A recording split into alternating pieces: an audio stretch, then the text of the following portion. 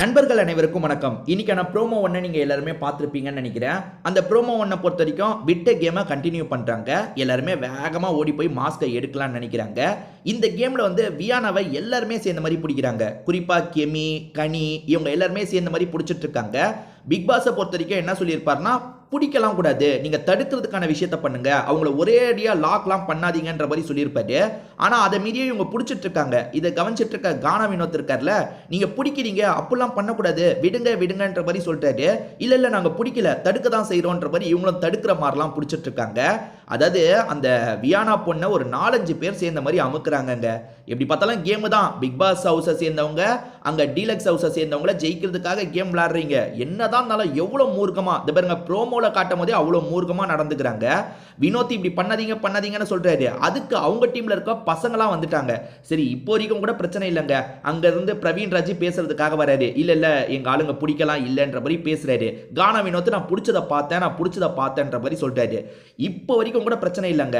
அப்பதாங்க எஃப்ஜேன்ற பைத்தியக்காரன் வரான். அந்த பைத்தியக்காரன் இருக்கான் பாத்தீங்களா, இவங்க 2 பேர் பேசிட்டு இருக்காங்க. அதாவது பிரவீன் ராஜ் இல்லன்னு சொல்றாரு, இவர் பிடிச்சாங்கன்னு சொல்றாரு. இவங்க 2 பேருக்குள்ள டிஸ்கஷன் போகும்போது இந்த எஃப்ஜே என்ன பண்றானா, தட்டி விடுன்னு ஒரு சிக்னலை பண்றான். அதாவது ஒரு சைனை பண்றான் பாருங்க.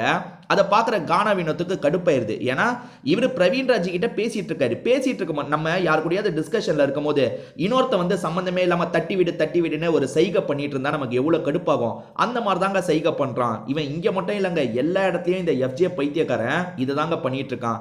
என்ன இப்படிலாம் பேசுறேன்னு தானே யோசிக்கிறீங்க. இந்த பைத்தியக்காரனை எவ்வளவு நாளா பேசலாம். இவனை அதுக்கப்புறம் இந்த கமருதீன் இருக்கான் பாருங்க, அவனுங்கள மாதிரி ஆளுங்களெல்லாம் எவ்வளவு நாளா பேசலாம். எனக்கு பிரவீன் ராஜ் ஸ்டார்டிங் பிடிக்கவே இல்லை. வாலண்டரியா பிரச்சனையை இழுக்கிறாருன்ற மாதிரி கோவம் இருந்தது. ஆனா பிரவீன் ராஜ் பிரச்சனை பண்றாரு, அவ்வளவுதான். மரியாதை இல்லாம பேசுறது, என்னனாலும் பேசுறதெல்லாம் பண்றது இல்ல. ஆனா இந்த எஃப்ஜே கமருதீன் வந்து என்னனாலும் பேசலாம், நம்மள யாரு கேட்பான்ற லெவலுக்கு பண்ணிட்டு இருக்காங்க. அது பாருங்க அந்த எஃப்ஜே பண்ணிட்டு இருக்கான் பாருங்க. அப்படியே சைன்ல உடனே ஒரு ஸ்டேஜில் கானா வினோத் இருக்கார்ல, போடா புளிப்பு அப்படின்ற மாதிரி கோவமா அங்கிருந்து கிளம்பி போறாரு. இதுதான் ப்ரோமோ 1ல நமக்கு காமிச்சிருக்காங்க.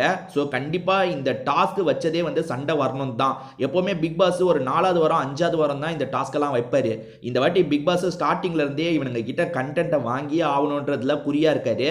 அதனால தான் ஸ்டார்டிங் வாரமே தண்ணி, இந்த வாரம் மாஸ்க்கு. கண்டிப்பா இதுக்கப்புறம் நிறைய கலவரம்லாம் வரும், நீங்க ஜாலியா பார்க்கலாம்.